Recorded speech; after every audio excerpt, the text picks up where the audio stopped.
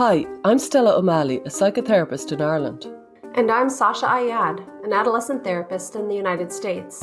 And this is Gender, a Wider Lens, a podcast dedicated to the shifting concepts around gender in our contemporary culture. Through in-depth interviews, personal stories, and psychological exploration, we seek to open up the discourse around this hot-button issue. Join us as we look at gender from a wider lens.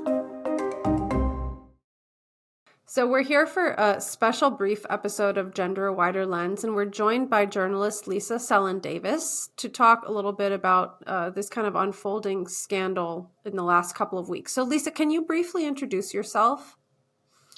Yes. You said my name. I'm Lisa Selin Davis. I'm working on a book, the story of the youth gender culture war. And so generally, I'm looking at how these ideas got here. But this week, we've really seen a new level of information about how these ideas about gender got institutionalized in ways that may sound to the uninitiated like a conspiracy theory, but it's actually true. Yeah, I find myself saying that a lot. So yeah. Can you just lay out, there are lots of moving parts here. And so our goal today is to simplify and just communicate as succinctly as we can what has happened for the uninitiated. So can you kind of help us understand what has happened in the last week? What have we discovered? Yes. We'll start with Alabama passed a ban on what we call gender affirming care and also criminalizing it. And they were sued by various parties. And as a result of that suit, WPATH, the World Professional Association for Transgender Health, which has appointed itself the creator of guidelines, which America claims to follow, and which many other countries no longer do.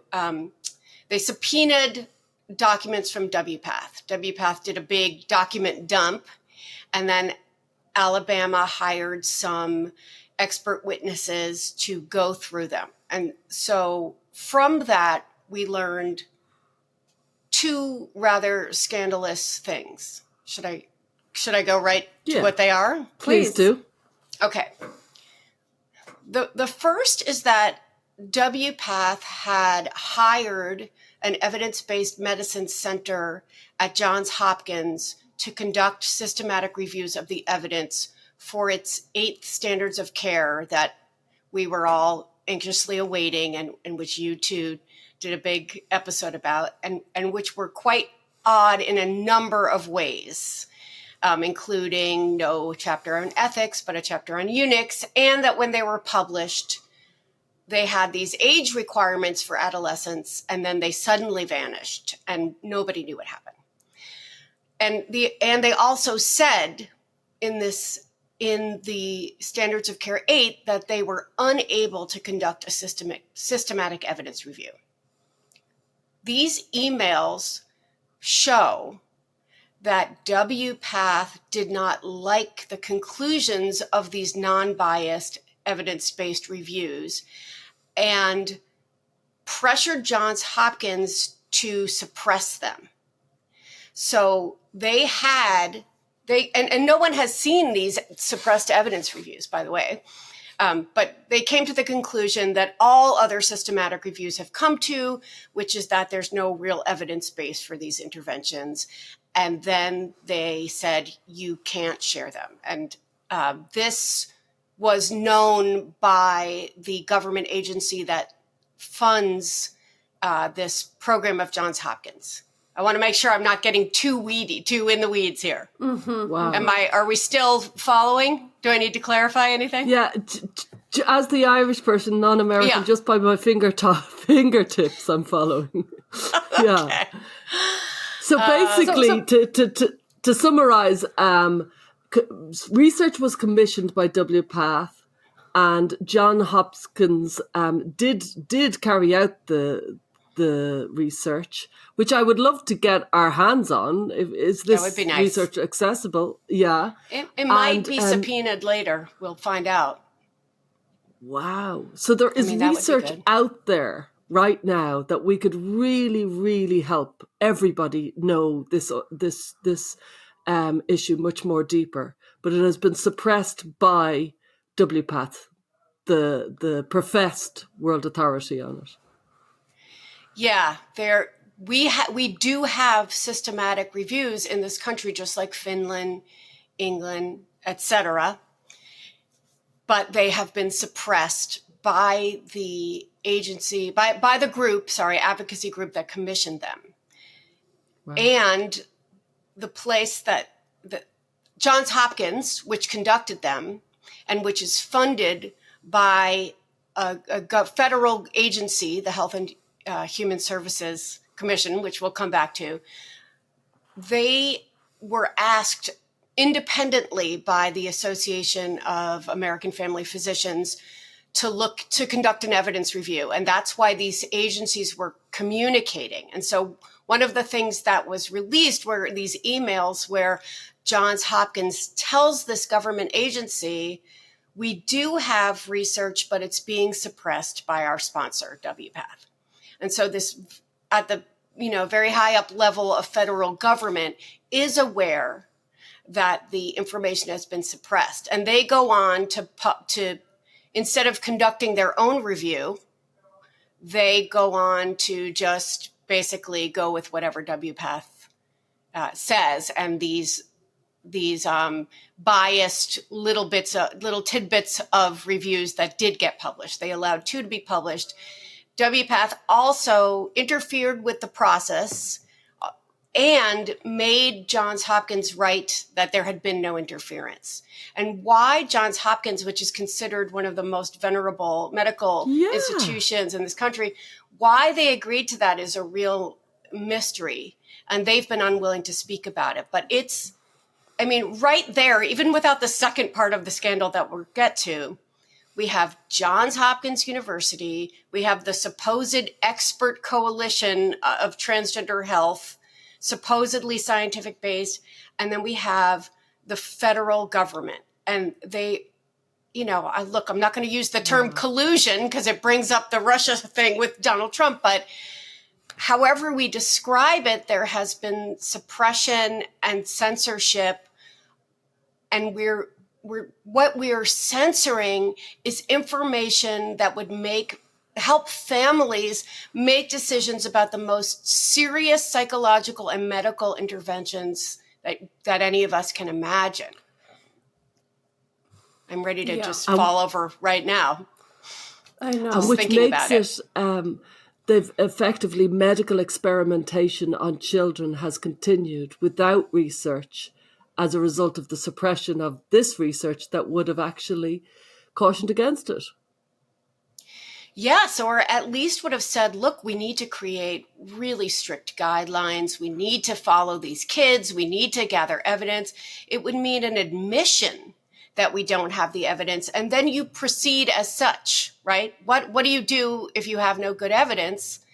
Lots of things you consider, the values and preferences. There are all kinds of steps you take, but you don't lie and say it's evidence-based if it's not. Yeah, and I think we should talk a little bit later about the implications because there are many. But can you share with us what is the second big piece of this scandal that was discovered? Okay.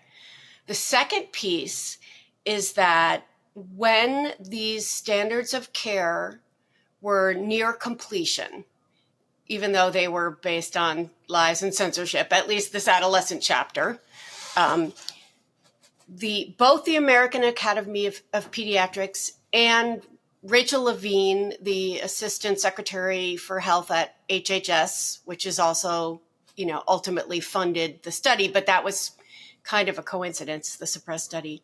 Both the AAP and Lavine interfered, tried to pressure WPATH to publish them before they were ready, and insisted that they remove any age limits. And in fact, the American Academy of Pediatrics said, we will publicly disavow this unless you remove age limits.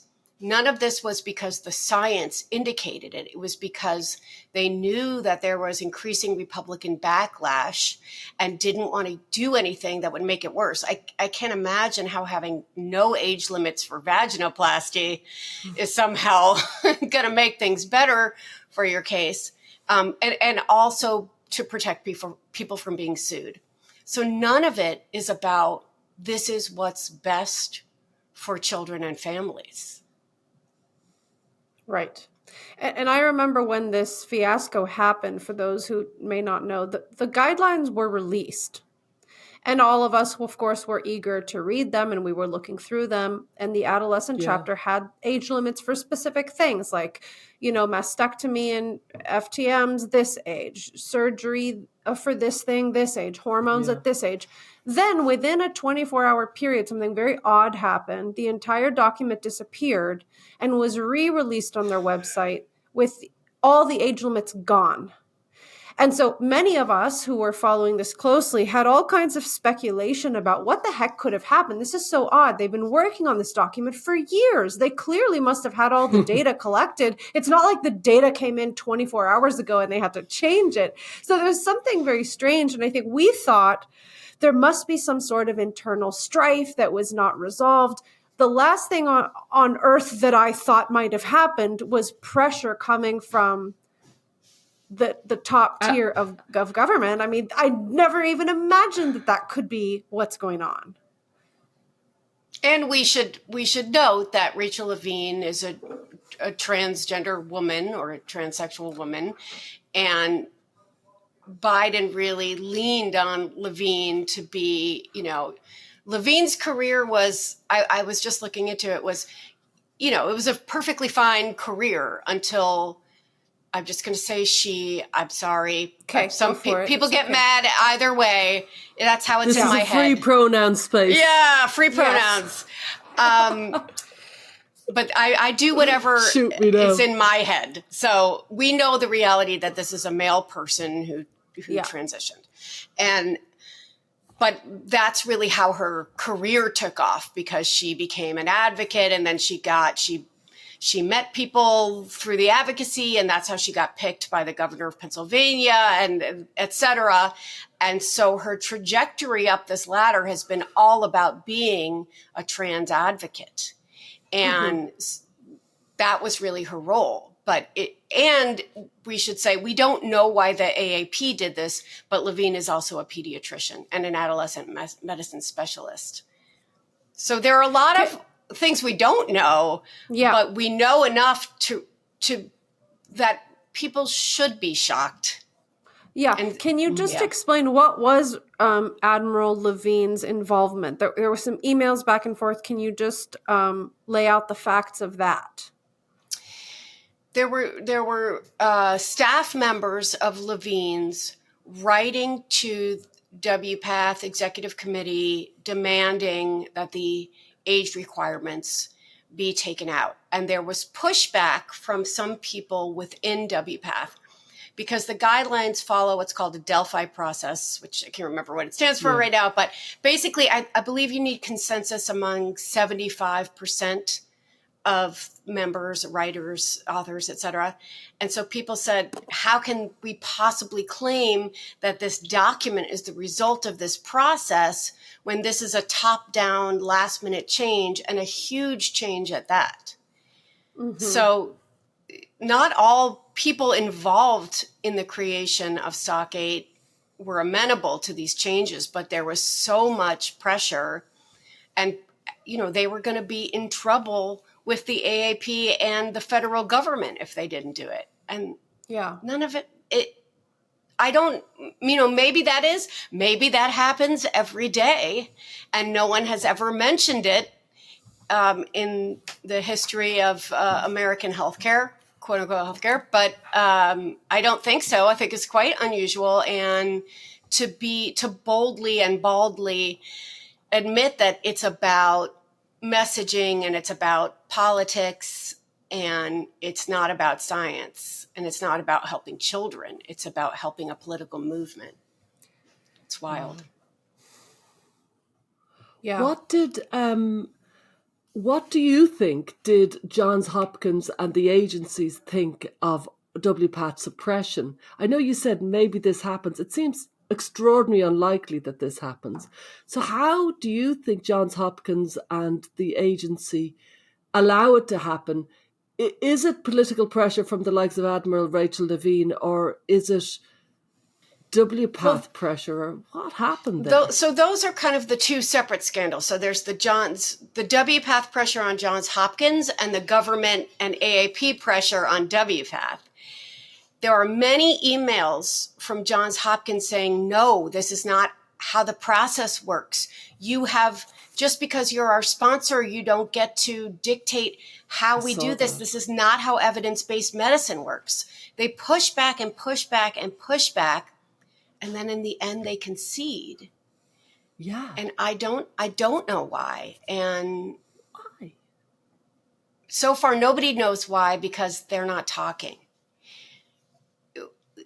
You know, we can speculate all we want. And I guess I would just say that kind of intimidation and that we've all experienced of, if you don't avow what we want you to, if you don't go along with it, we're going to make your lives hard. Maybe that was part of it. I mean, I don't know. They were paid.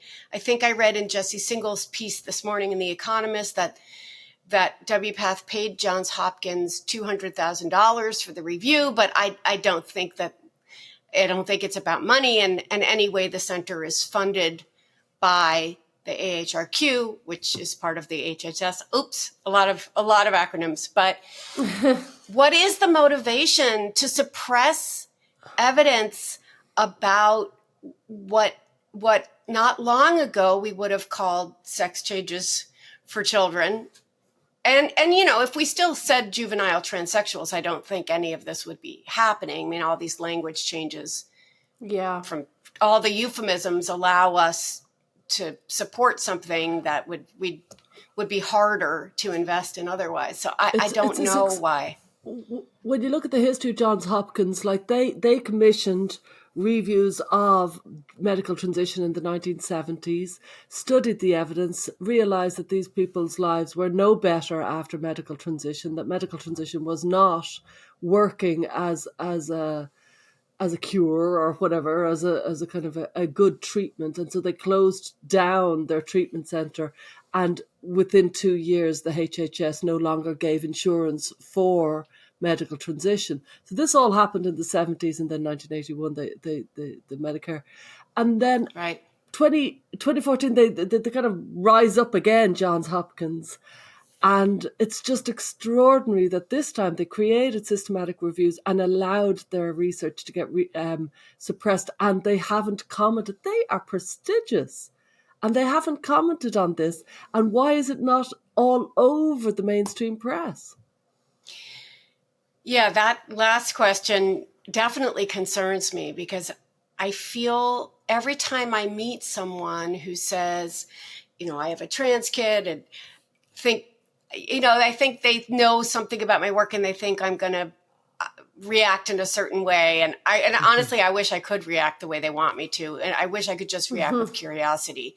But immediately I just feel like I'm standing in front of someone who has a lot of bad information. And it doesn't mean that, it doesn't mean that I do, for instance, know a socially transitioned child who it was really, really not functioning and is doing great. But I believe she's still rooted in reality. But when I meet these other people who don't look at the research, who have bought this line that the government and Johns Hopkins and WPATH have all promoted, that it's evidence-based, life-saving, it's very hard. It feels like getting smacked in the face and just wanting to shake people and say, how could you, but now I feel like anyone who is not helping these people understand, they may be seeing their kids doing better or worse, etc., but they need to understand that that this was all predicated on the suppression of evidence that interrupted everything they've been told. They can make any decision they want, but they need to understand this. And the New York Times did write a piece about the second part, the Lavine part. And I found out that they had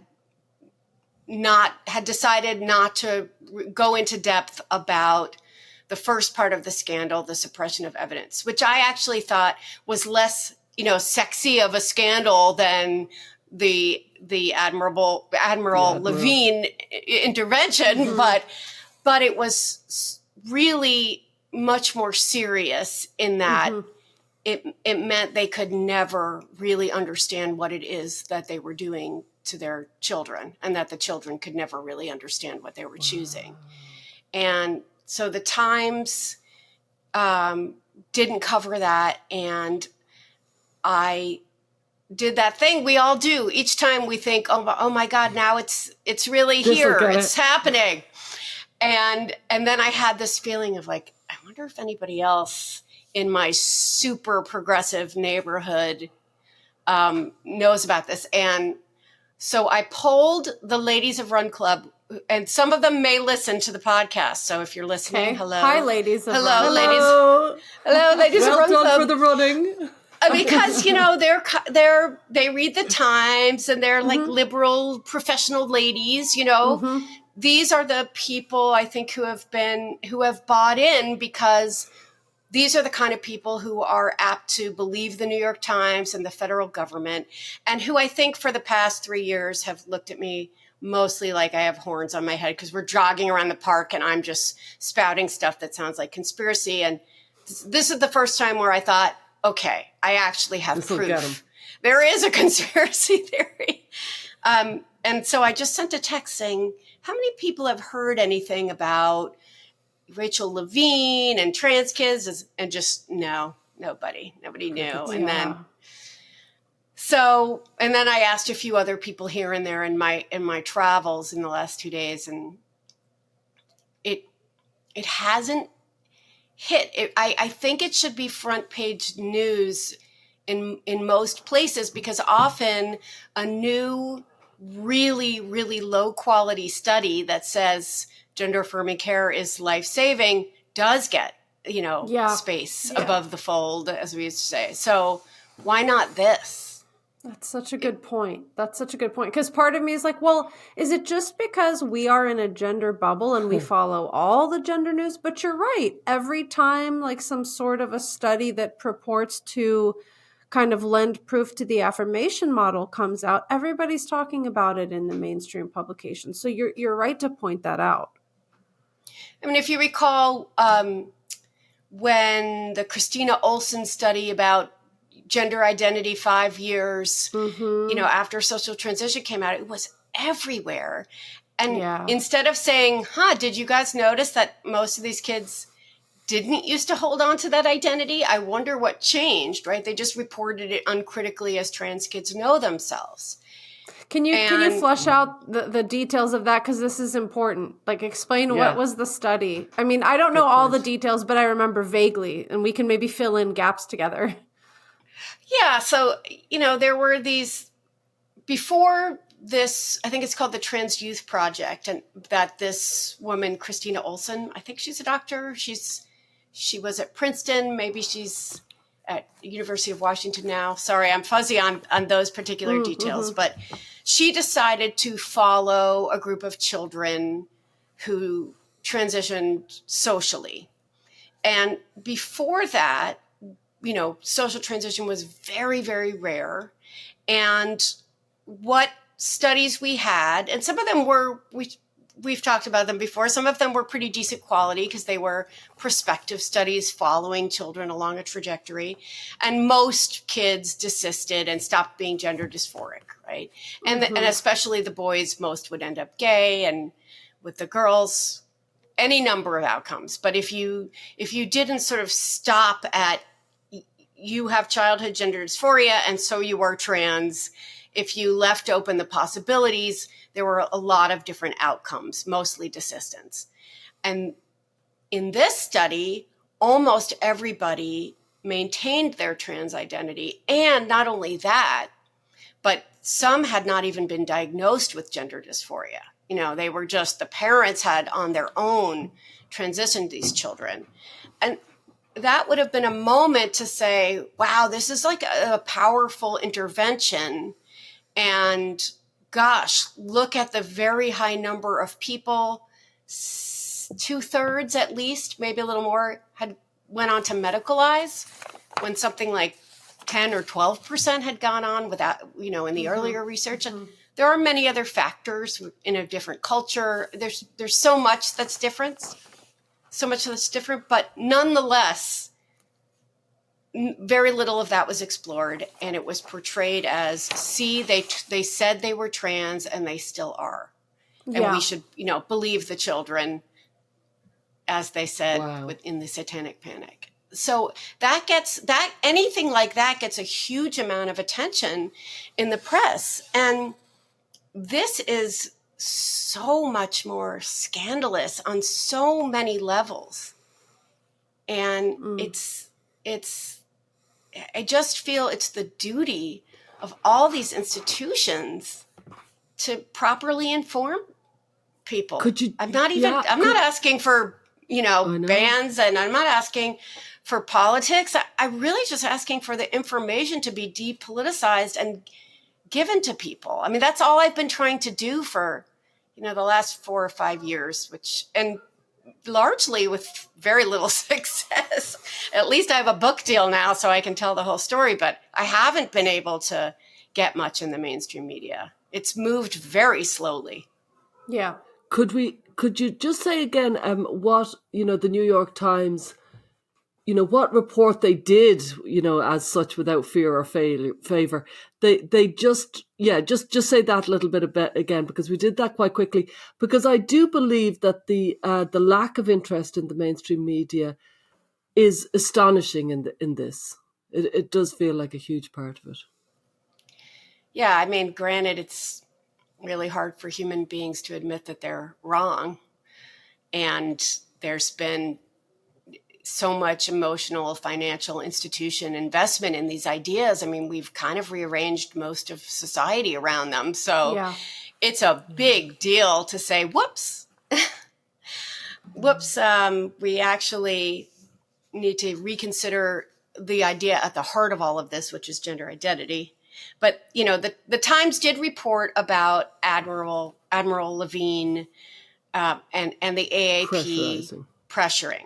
And one of the things that's hardest about the media telling the story accurately is that they use phrases like healthcare for transgender children or treatments for transgender children.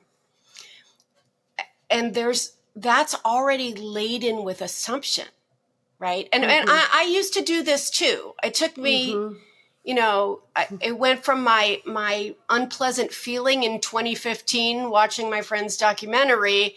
It took me 6 years from there to have enough information to speak out. And then it took me a couple more years to really understand the myth of gender identity, and that it's the treatments that make somebody transgender. You transition, it's a thing you do. You guys have talked about that. So when the media writes treatments for transgender children, you're already making a big assumption there that because these kids are trans, not that they become trans. And in fact, they actually say, Lisa, access to healthcare, which is even more nebulous and misleading. So keep going. Yeah, I want to come back to that again about access for healthcare. Okay. But yeah, they make these assumptions, and the assumptions are often baked into the style guides, right? So this has become, and I've tried to report on this.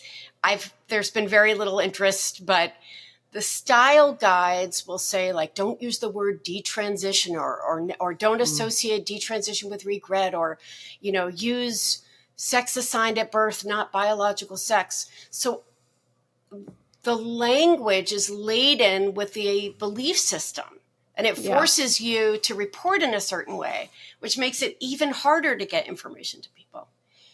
And the thing I wanted to say about access to healthcare is that, it often makes it seem like these kids aren't going to be able to go to the doctor for a checkup. Yeah. And I think that a lot of this is rooted in these experiences that adults had once upon a time, adult transsexuals who did feel they could not go to the doctor for a checkup, who did wait until they were almost dying and then go to the emergency room in the middle of the night when no one would see them, that there was a harder life. These changes are rooted in, like, they actually were marginalized, they actually were on the margins of society. What should be on the margins and what should be in the center is a discussion for another time. I think a lot about that.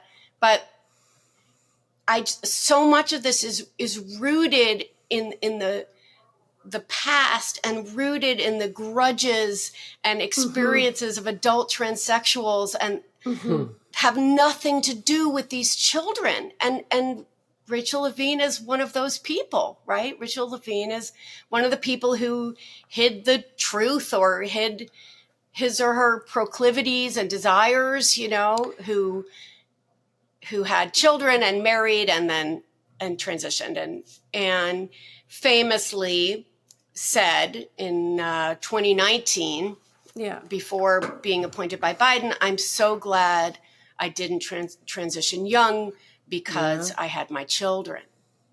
And now advocated fiercely to remove minimum ages for the interventions that would prevent other people from having children. And I want to raise something else too. I mean, Admiral LaVine was also speaking with a level of certainty and confidence about how, quote, the science is settled on this, and acting as though this is an uncontroversial, well-researched, kind of controversy-free set of interventions, when actually we now know Dr. Levine knew that that's not the case and pushed forward anyway. So the kind of egregious contradictions in the behavior of Admiral LaVine really should tell you about how personal interests in a political ideology can trump all kinds of ethical behaviors. And presumably Dr. Levine, as a physician, has taken the same oaths as any other physician. So it's just pretty remarkable to lay it out and think about that comment regarding having been able to father children, but like the rest of the generations, who cares? Like, that's so wrong. Yeah, I want to clarify. We don't know that Levine knew about the suppressed evidence reviews necessarily. Okay. Definitely this HHS group, the research quality folks, knew that. But whether or not that got directly to Levine, fair. Let's find out. I look forward to Levine appearing before Congress and explaining if he or she knew. But I think this other point. Go ahead.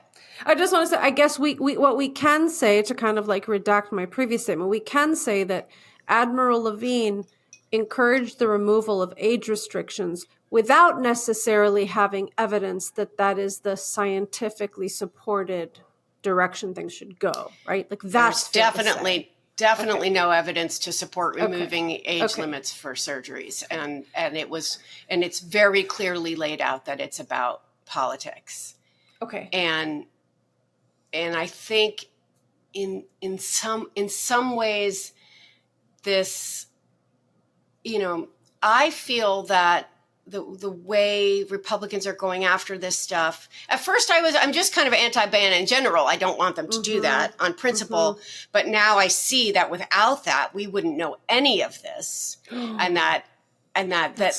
it's very important that they did it, whether they pass or not. And now it's going to the Supreme Court, the Tennessee law. So we'll see if the bans are upheld. But the most important thing is to shine light on all these suppressed documents. So that turned out to be great. whatever I personally think about bans. And I also think the point I wanted to make about what Sasha said about these people with their own vested interests is that we had this own voices movement. It really started in publishing.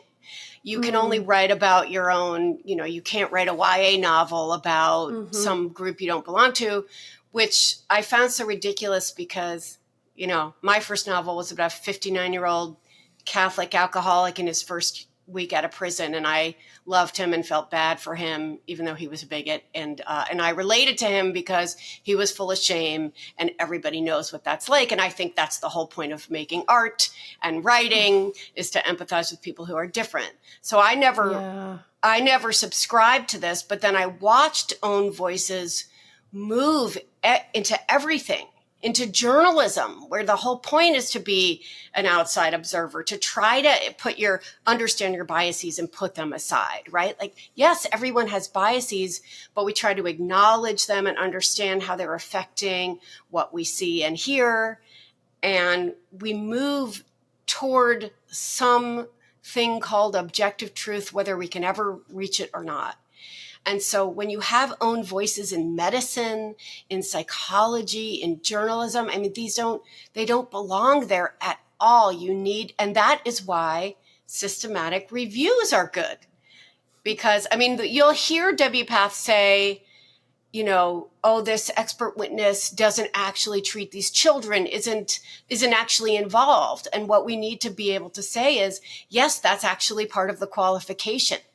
Yeah. Is that they're able to, that they can stand back a little and read and look at the evidence while they're not filtering it entirely through their own subjective experience. When they haven't transed hundreds of kids, so they have no reason to kind of back up their thing. But something you just said there, I just want to kind of highlight the point. It was subpoenaed information through courts. And that means nobody blew the whistle on this.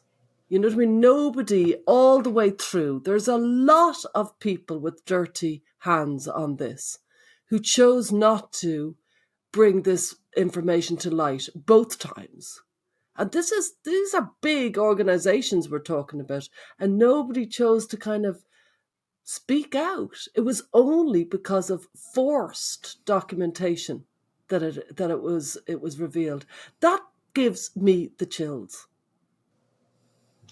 Yeah, I mean, the bans are happening because we didn't clean it up ourselves. We lefties, liberals, whatever, medical associations that are overwhelmingly liberal, nobody would step in to say, we need to follow in Europe's path, starting in 2018, 2019, when things were percolating in the very, very beginning.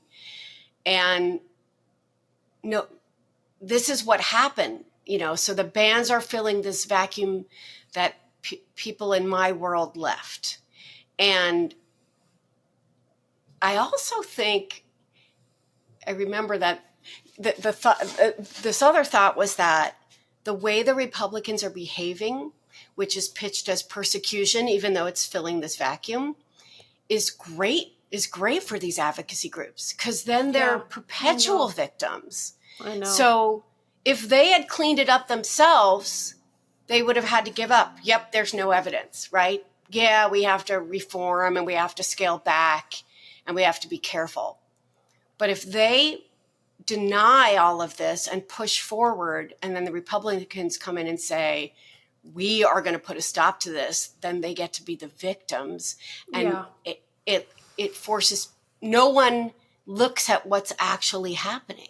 And so all this stuff continued while we thought these poor trans kids, these poor advocacy groups, these marginalized people, and yes, like, people are suffering in all kinds of ways. But all this did was deflect from the reality, which is that all of the people who did this did it based on bad information. Wow. That's such a good point, because it's almost like we're watching some sort of a Shakespearean drama unfold, right? And it's more about like the characters involved and the hurt that is caused, and like the victimization and the bullies, and people can slot whoever they want into those categories and those groups. And of course, we see that, I think the real victims are the children and families whose kids have been medicalized. Like, I think those are the real victims, but I think you're raising a very good point.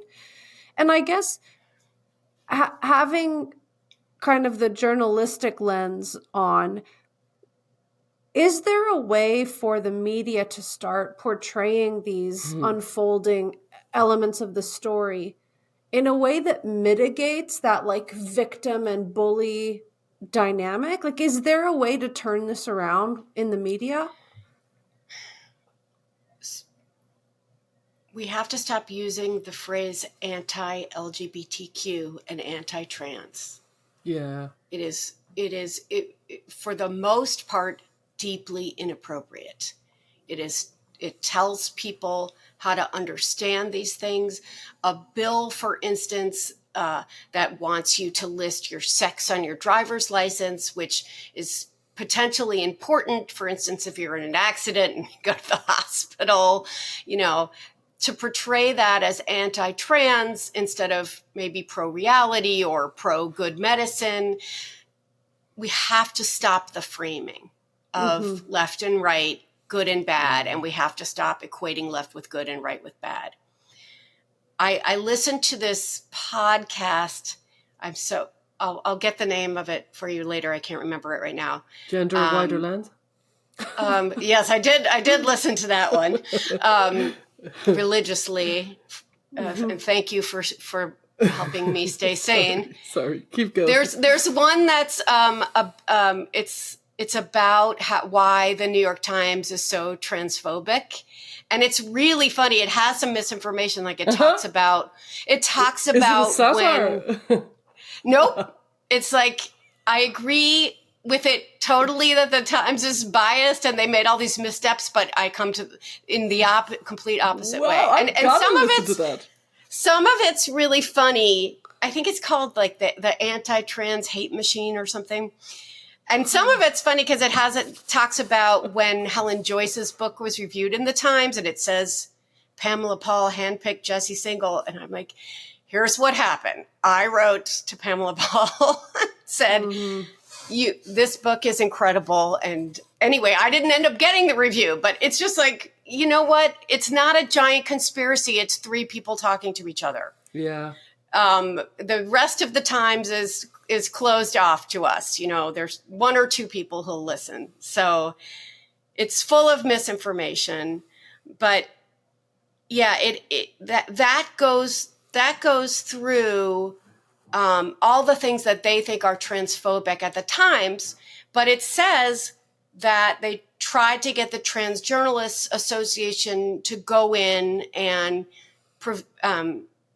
do a workshop on how they should write about these issues, and the Times refused, which I have no way of verifying that, but that's a good sign. Yeah. And that they said, no, you can't dictate how, we're not going to take an advocacy group and make us, report in this very specific way. But I think a lot of other outlets have ceded to the Trans Journalists Association. Well, then we need editors with spines. That's what we need. Yeah. We need newspapermen, old-fashioned newspapermen. Can I ask then, what are style guides? Because you mentioned style guides earlier. Aren't the style guides the documents dictating these kinds of words like anti-LGBT or whatever? Yeah, and sometimes. And they ban the word detransition, as far as I know, from what I've heard.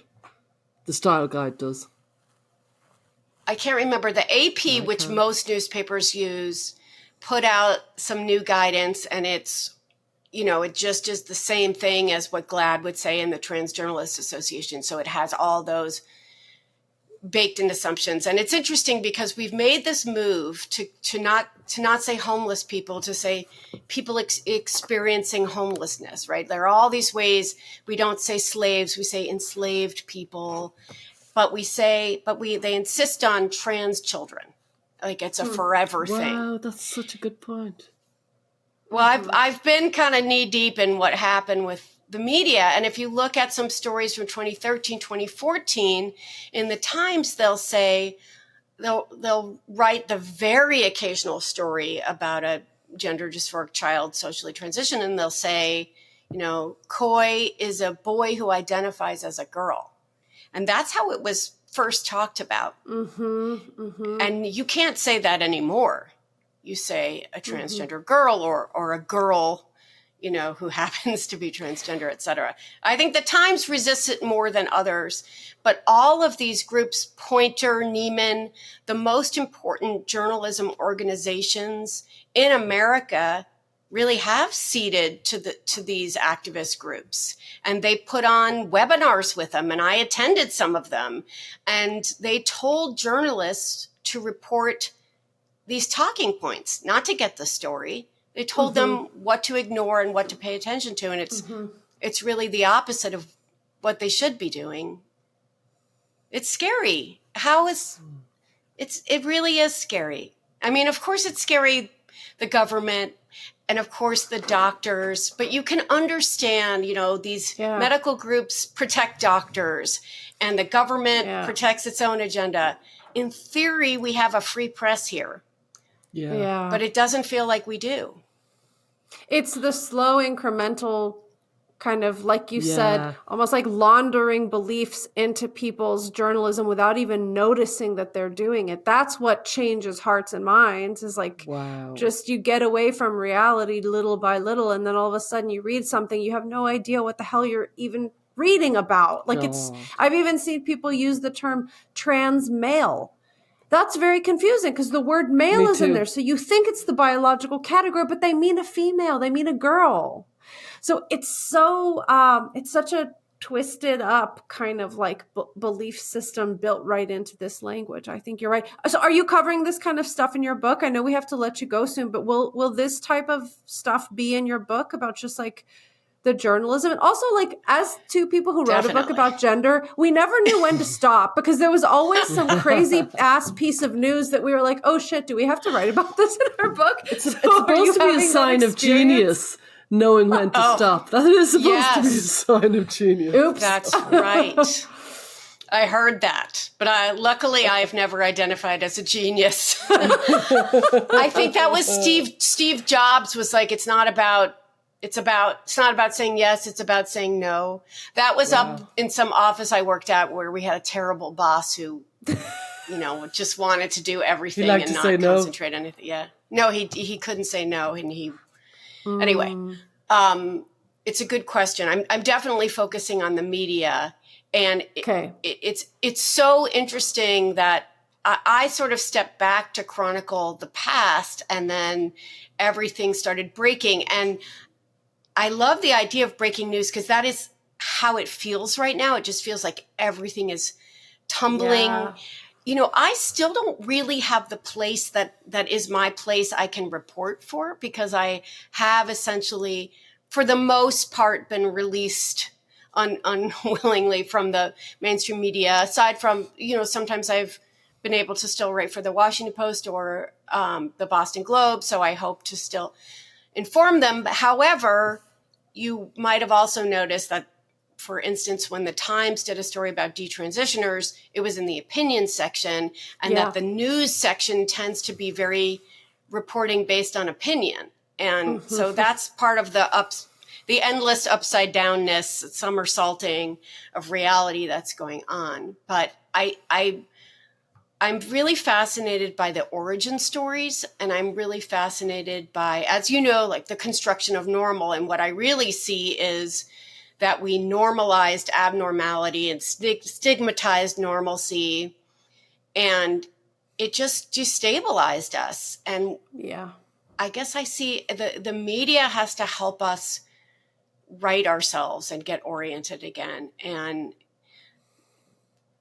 no matter what happens in the intervening months, I will still have the opportunity to do a kind of postmortem on how we got here, because I think very few people know that. And we all look up and think, gosh, I never even heard of a trans kid before, 2007. And I didn't even hear it then. I didn't hear about it till 2012 or so. So maybe 2010. But it's good to know how I want to write in a way that the people who did participate can have some compassion for themselves, because it's very hard to push back on something that's institutionalized at this level and then censored. And when the truth is stigmatized, it's very hard to speak. Frightening. Thank you, Lisa. Yeah. It's very frightening. Yeah, thank you so much for coming on and helping us make sense of this. What an honor. The honor is ours. Favorite ladies. I hope people talk about this. I hope they write to their especially Democratic politicians, asking them to look into it. I hope they write to their local newspapers, asking them to cover it. Let's push it along so that people have to deal with it. Yeah. That sounds like a good plan. All right. Thank you, Lisa. Thank you so much. Thank you. Thanks for joining us this week on Gender, A Wider Lens. If you enjoyed the show, please rate and review us on Apple Podcasts or Spotify. And be sure to visit us on Substack by going to widerlenspod.com. There you can join our listener community, access bonus content and resources, plus learn about additional ways to support the show. Our discussions are for educational purposes and are not intended as a substitute for mental health services.